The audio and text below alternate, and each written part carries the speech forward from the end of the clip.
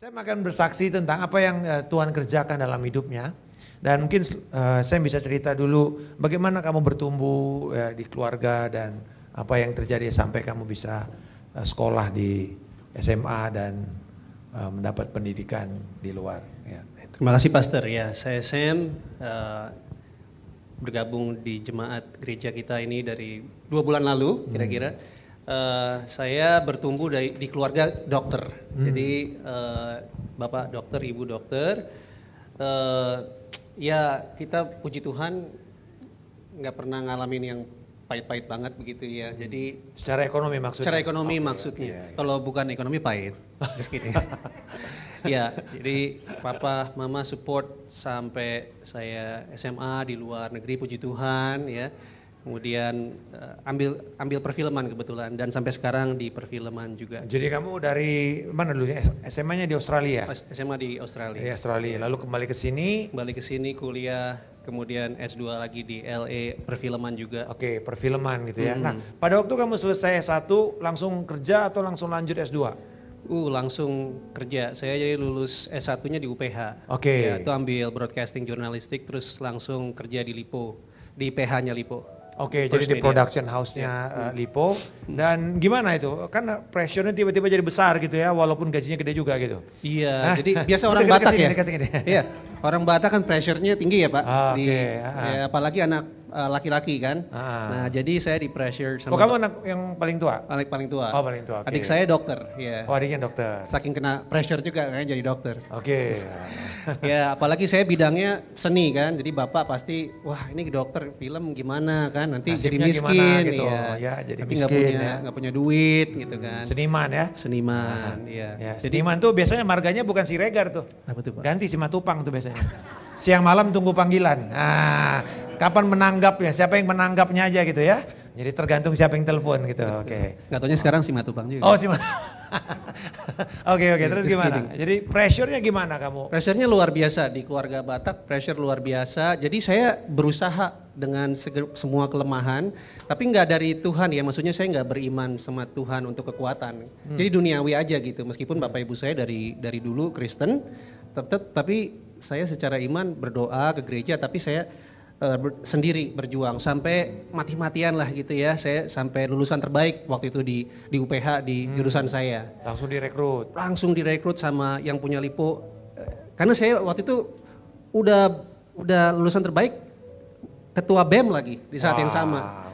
Iya, jadi memang crazy, tapi bukan karena saya pinter ya. Jadi mungkin supaya jangan salah tangkap juga gitu. Saya sama sekali IQ standar 120. Cuman saya gila-gilaan Pak, ininya belajar pagi siang sore malam gitu. Ya disitulah jadinya saya kerja di Lipo di situ. Langsung direksi lagi langsung. Iya.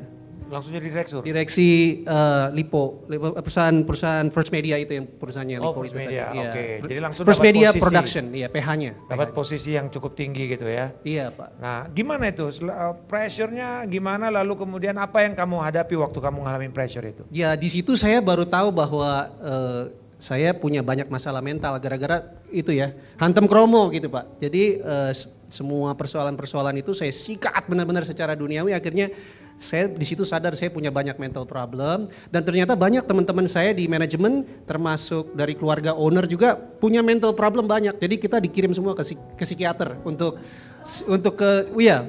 counseling setiap seminggu sekali, 2 minggu sekali. Di situ seminggu sekali mesti konseling. Mesti konseling. Jadi gajinya gede tapi bayar habis juga Pak, gede. Jadi habis juga gitu duitnya. Habis Pak.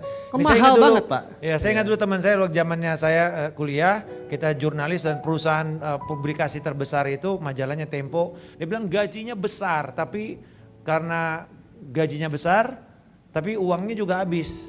Karena pressure-nya besar jadi akhirnya duitnya habis buat bayar psikiater. Jadi langganan psikiater. Jadi kamu langganan psikiaternya 2 minggu sekali? 2 minggu sekali. Waduh, termasuk kasih obat-obat juga? Termasuk semua obat-obatannya. Ya. Oke. Yang ada kita subsidi, Bapak Ibu saya subsidi buat obat-obatannya gitu. Oke, karena orang tua dokter gitu ya. Nah, sekarang gini, dapat diskon, ya. kamu dapat pressure, apakah itu sesuatu yang sebenarnya buat kamu jadi lumrah gitu ya, makan obat-obatan termasuk penenang gitu ya, antidepresan, penenang, obat tidur gitu ya. Terus sama pergi ke psikiater walaupun rasanya kamu nggak punya masalah problem tapi dia bilang kamu tuh jadi punya problem. Betul. Apa kira-kira yang mereka nilai atau judging kamu apa masalah mental Wah, kamu? banyak Pak. Ya, jadi satu lumrah ya. Jadi memang diciptakan budaya memang ini semua lumrah karena kita banyak tekanan, kita terbatas, kita kerja 24 jam. Jadi ya lumrah pergi ke psikiater, lumrah konsumsi obat-obatan, didiagnosa bipolar, didiagnosa apa yang namanya ADHD. Pokoknya banyak lah, semua saya borong semua Pak sakit mentalnya. Gitu ya? Iya. Waduh, ini borong semua nih mentalnya yang problem ya. Sekarang Iya. ini zamannya dulu belum ada masalah mental health ya. Belum Ya terlalu kan populer. mental health kan baru terakhir setelah Covid ya. Ini kan kamu berarti tahun berapa nih? 20 tahun, 20 tahun yang lalu, 25, 20 tahun yang 25 tahun yang lalu, tapi itu kayaknya sudah jadi lumrah di perusahaan-perusahaan korporasi besar. Gitu ya. Iya. Nah, terus apa yang terjadi? Kamu berapa lama lalu kemudian apa yang terjadi?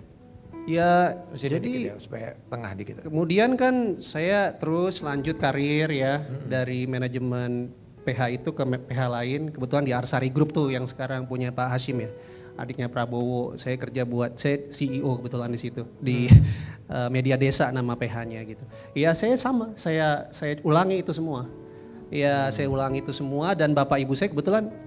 Bapak saya pertama sakit cancer kemudian, jadi pressure nambah lagi tuh di tengah-tengah itu, semua. papa kena cancer. Iya langsung stadium 4 langsung, ya dan puji Tuhan fighting sampai 12 tahun pakai Hiskia gitu.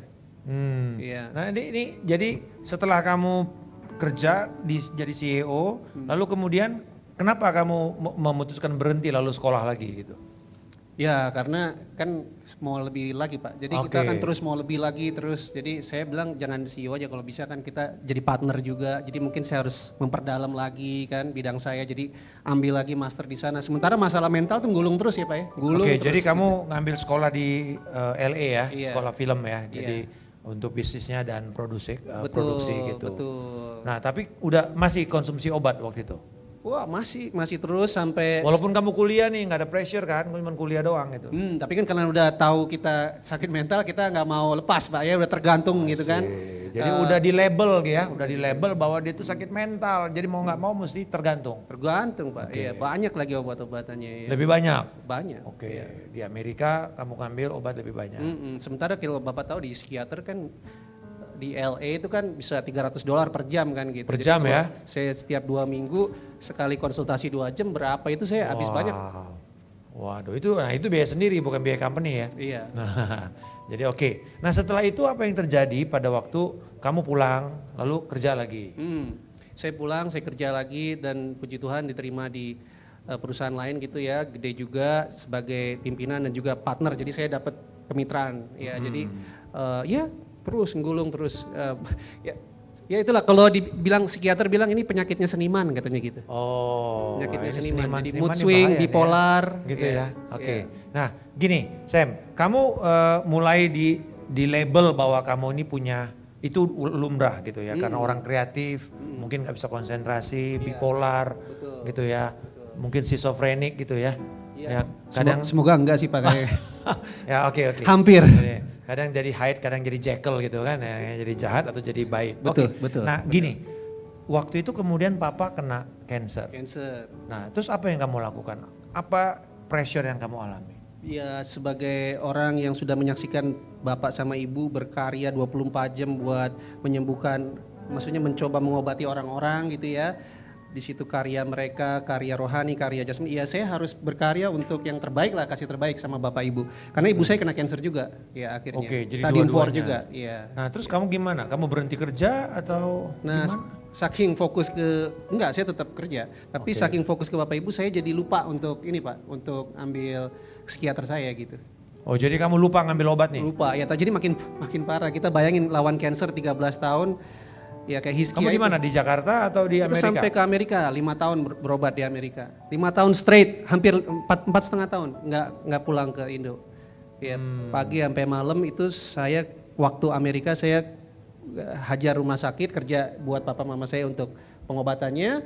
Terus malam sampai pagi saya hajar buat kerjaan saya di Indonesia. Karena kan pagi di sini malam di sana dan sebaliknya. Jadi saya 24 jam hampir nggak tidur cuma sejam 2 jam gitu. Itu kamu sudah nikah tuh? Udah nikah. Sudah nikah. Iya. Jadi fokusnya cuman Orang tua, Orang tua, kerja, orang iya. tua kerja, gitu aja. Betul, ya puji Tuhan istri saya masih ada gitu, nggak game over sama-sama sama saya gitu kan. Oke. Iya, istri saya masih Masih lurus. masih lurus. Oh, puji gitu. Tuhan ya. Puji Tuhan. Nah, kamu yang udah mulai agak lain lah orang Batak bilang. Agak lain, iya Agak kayak di lain, film ya. betul. Agak lain ya udah ya. Iya. Udah mulai agak-agak miring-miring gitu ya. Miring Oke. banget, Nah, bukan agak Nah, miring. pada waktu itu kamu lupa tuh minum obat, tetapi apa dampaknya secara mental waktu menghadapi papa yang 12 tahun cancer itu, terutama 5 tahun terakhir lah. Jadi kita keputusan makin lama makin salah ya Pak, karena saya makin takut gitu kan. Kalau dulu kan ada psikolognya, jadi paling nggak kita nyimpang nih lurusin lagi. Cuman gitu aja Pak, nyimpang lurusin lagi. Jadi pemikiran kita sharing, sejam 2 jam kita sharing masalah kita dilurusin.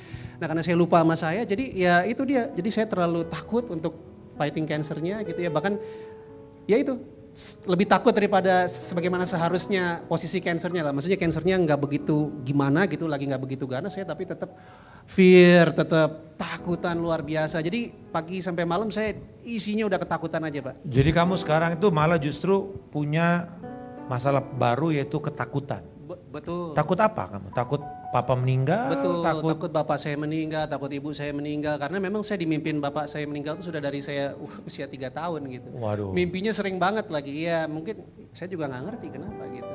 Dari 3 tahun kamu tuh sudah dihantui bahwa kamu akan kehilangan papa kamu. Iya gitu. sering sekali, bukan mama saya, bapak saya. Iya papa kamu. Iya. Tapi itu mempersiapkan kamu atau bikin kamu malah tertekan? Pada waktu itu tertekan ya Pak, karena Gak tahu bikin apa-apa gitu. nggak tahu bikin apa-apa, dan ini kansernya makin lama makin parah. Kita udah ke the best hospital in the world, ya MD Anderson gitu kan, itu kan gak murah ya. Di Houston. Gitu. Best hospital in the worldnya di Houston, betul. Ya kita habis-habisan lah Pak. Gitu. Nah kemudian pada akhirnya nih Tuhan berkehendak. Panggil papa saya. Nah apa yang terjadi waktu itu setelah kamu lihat papa kamu yang kamu perjuangkan itu ternyata dipanggil Tuhan juga? Ya saya rasanya udah, to be honest ya, at that time saya rasanya mau langsung loncat aja gitu. Bunuh diri? Iya ada suara, ya udah kamu loncat aja nggak apa-apa gitu. Karena semua yang kita fighting 13 tahun ya, go to waste gitu kan. Dan ini kan fighting itu kan bukan cuman kesehatan ya, untuk ekonominya, untuk semua itu kan fighting semua, kayak perang aja gitu loh Pak. Tapi perang ini nggak taunya dimenangkan, kita kalah perang gitu kan. Jadi kita langsung down gitu. Nah apa yang terjadi pada waktu kamu merasa kamu kalah nih? Papa meninggal, mama masih cancer, kena stroke juga ya di sana gitu loh. Tiap malam kamu nggak bisa tidur. Apa yang kamu lakukan? Ya pada waktu itu saya tuh benar-benar sampai ke psikiater di sana gitu ya. Psikiaternya di sana kebetulan orang Yahudi dan dia ateis. Jadi orang Yahudi benar-benar yang sangat taat gitu ke sinagoga setiap minggu gitu. Terus dia bilang, "Waduh Pak, saya udah kasih semua obat, saya udah kasih semua konsultasi, tapi Bapak begini terus gitu loh." Dia tanya sama saya satu pertanyaan. Saya mohon maaf, saya boleh tanya nggak, kamu jawab sama jujur gitu. Karena gimana kamu menjawab, gitulah saya akan mengobati kamu, tergantung jawaban. Kamu sebenarnya percaya sama Tuhan nggak? Katanya, karena saya udah bilang saya Kristen gitu. Percayalah Pak gitu. Kalau orang percaya sama Tuhan, katanya nggak seperti itu gitu. Kalau saya nggak percaya sama Tuhan, saya ya kalau hidup udah nggak ada, kayak gelap aja, kayak layar bioskop, film selesai, the end gitu, gelap. Nah kalau kamu kan percaya sama Tuhan, jadi percaya sama kehidupan kekal, percaya sama apapun yang terjadi itu kan, semua agama dia bilang kalau percaya sama Tuhan itu kan pasti kehendak Tuhan gitu. Jangan-jangan kamu bukan Kristen, kamu jangan-jangan seperti saya, kamu ateis. Cuman label doang gitu. Iya, label doang. Wah di situ saya tertegur, dan waktu mama saya kena stroke, apalagi udah kena cancer, kena stroke lagi ya.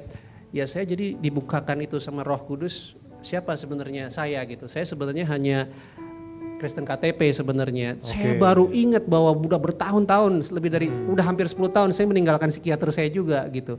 Dan di situ saya benar-benar mendapatkan kesadaran tanpa psikiater bahwa ya saya ini udah off bener gitu dalam semua pemikiran, semua keputusan, itu udah gak ada rasionya gitu.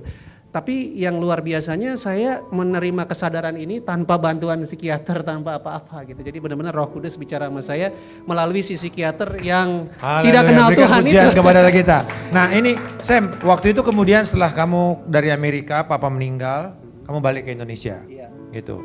Nah setelah itu gimana? Kamu nggak punya psikiater di sini lagi. Terus apa yang terjadi? Bagaimana kamu kemudian melanjutkan perjalanan kamu dengan Tuhan itu? Kakak ipar saya, Bang Adri sama Firni, itu memperkenalkan saya sama Pastor Markus gitu. Saya pikir, aduh apa namanya, saya udah ke psikiater yang $300 gitu kan Pak. Aduh gimana ya, saya juga nggak sembuh-sembuh. Tapi mereka bersaksi bahwa mereka sangat diberkati oleh Pastor Marcus. Dan pertama kali saya bertemu Pastor Marcus, benar di situ hidup saya berubah sekali. Saya bilang nggak perlu lagi psikiater, nggak perlu obat lagi, udah nggak perlu. Haleluya, Ya. waduh puji Tuhan. Nggak perlu obat, yang penting waktu itu kopi sama pisang goreng kalau nggak salah ya. Mau obatnya kopi sama pisang goreng, kita duduk-duduk 2-3 jam lalu kemudian. Nah setelah itu kamu betul-betul bebas, nggak tergantung sama obat lagi. Puji Tuhan saya nggak pernah obat sama sekali Pak, sama sekali nggak. Haleluya, berikan pujian kepada kita semua. Tapi masih bisa fresh, masih bisa sadar, masih bisa. Udah bisa tidur nggak? Bisa tidur, nggak masalah. Bisa tidur? Tidur. Haleluya, berikan pujian kepada kita, amin. Iya. Jadi udah bisa tenang. Dan gimana kamu merasa pendapatnya Sam ya? Orang mengatakan kamu tuh bipolar, kamu itu ADHD. Sebenarnya gimana sih kalau orang yang dituduh begitu itu? Ya benar-benar down sekali lah Pak ya. Down. Jadi ibaratnya kita secara dunia itu reject gitu. Kalau kita barang Ditolak, pabrik ya? itu kita ditolak ya. Jadi artinya kalau orang butuh kerja segini, kita perlu kerja segini. Karena kalau enggak ya kita susah ya gitu. Karena kita banyak problem lain di luar problem yang realitas. Nah ini bukan berarti kita menolak klinis ya. Maksudnya kalau orang tuh under medication ya harusnya tetap jalankan. Tapi apa yang betul-betul menjadikan kamu itu sebuah keputusan, bukan karena saya, bukan karena manusia, yang menjadikan kamu mengatakan bahwa Tuhan, saya mau mengandalkan kamu, saya mau fokus kepada kamu gitu. Di mana pastor pernah bilang bahwa kalau pakai terminologi film, di mana itu bidang saya kan, pastor pernah bilang bahwa Sam, hidup ini kalau ibaratnya filmnya Tuhan. Dia produsernya, dia sutradaranya, dia main aktornya. Pastor pernah bilang begitu. Itu buat saya langsung klik sekali loh. Kita merasa di film itu produsernya bos kita, orang tua kita, sutradaranya istri kita, siapa yang bisa mempengaruhi kita, main aktornya kita, karena kita yang dilihat, disorot. Sebenarnya bukan loh, sebenarnya Yesus Kristus Tuhan kita. Haleluya, berikan pujian, amin. Buat apa terlalu stres, man? It's not even your film gitu. You cuma supporting character. Nah di situ saya berubah semua. Saya ibaratnya ya buat apa? Why take it too personal? It's not even yours, gitu kan? Ya, Wow. gitu. Wow. Nah ini terakhir nih Sam, kamu finally bisa berdamai dengan kehilangan papa. Kenapa kamu bisa finally berdamai dengan apa yang papa punya rencana itu 12 tahun. Ada nggak pesan-pesan yang membuat kamu tuh sadar sekarang klik gitu loh. Oh ini ternyata tentang Tuhan bukan tentang saya. Iya dari mulai papa saya sakit ya 12 tahun lalu pastor, dia selalu memang nulisin lagu-lagu gitu. Dimana lagu-lagu itu untuk memuji memuliakan Tuhan, dimana dia udah at peace dengan kansernya sebenarnya dari awal gitu. Oke. Jadi sebenarnya dia itu semua yang lagu-lagu dia itu sebenarnya saya tahu untuk siapa dia ciptain. Dia ciptain untuk saya gitu supaya saya itu sadar bahwa no need to afraid of the world, no need to afraid your limitations gitu, bahwa semuanya itu tergantung sama Tuhan aja gitu. Seperti yang pastor bilang dengan hidup itu untuk Kristus, mati adalah keuntungan. Jadi papa saya sebenarnya malah berkarya dia waktu dia sakit. Wow. Waktu dia sehat dia malah nggak pernah ada karya lagu, apalagi papa saya kan bukan seniman, dia nggak pernah Dokter nulis. gitu ya. Iya, tapi justru kebahagiaannya melimpah dan memuncak gitu loh dengan Pada waktu sakit. perjuangan sakitnya. Iya, gitu pastor. Dia tulis-tulis itu dan dia tinggalkan pesan, maksudnya ini kayak warisan buat kamu gitu. Iya, waktu dia udah dipanggil Tuhan, saya sadar bahwa memang tugas saya untuk lebih fokus ke pelayanan, ya kan, dan mengembalikan semua Haleluya. tujuan hidup ke Tuhan, gitu kan, supaya otomatis kita happy, hidupnya meaningful, purposeful. Nah, jadi saya salah satunya mau sharingkan lagu yang ditulis papa saya habis Wow, ini. waduh. Boleh, judulnya apa nih judulnya? Hari Esok judulnya. Hari esok, amin ya. Jadi ini papa yang ciptain ya. Siapa yang ciptain? Dan kamu sungguh-sungguh bisa mendapatkan kekuatan dari situ. Betul. Tapi saya bukan penyanyi pastor, saya hanya ya ikut pelayanan ya. Semoga bisa menjadi penguatan buat Amen. kita semua. Mereka tersambut Tuhan Yesus dan juga Sam untuk lagunya Hari Esok. Hari esok.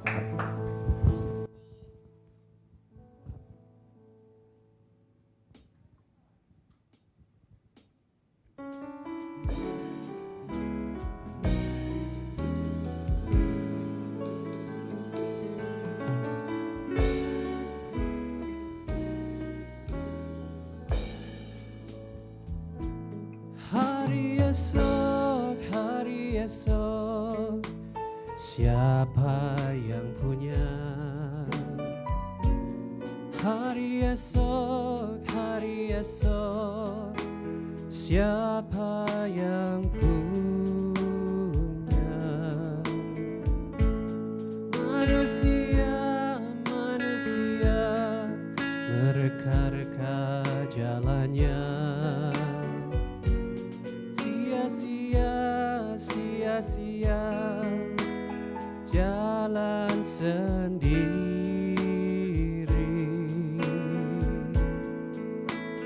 Hidupmu seperti asap, sebentar kelihatan, sebentar juga lenyap. Kau bukan siapa-siapa apabila kau kenal Yesus. Jelas arah hidupmu, karena hari esok Yesus yang punya.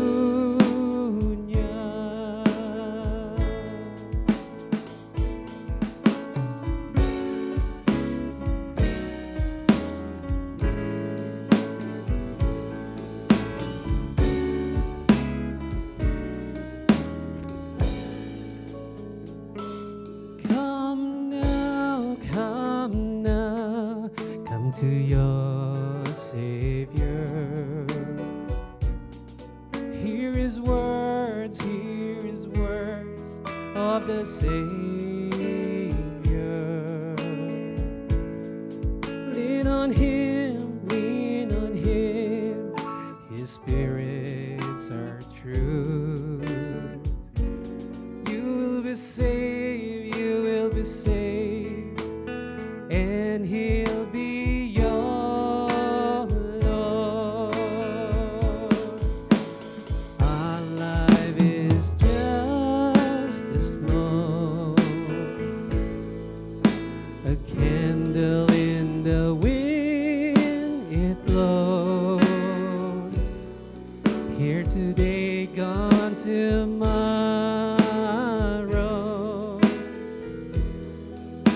Without Him, we're nothing so. But if you know Yahweh, He lights the world, He is the way. Because tomorrow is His,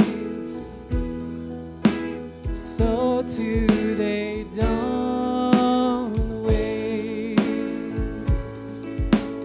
He owns tomorrow,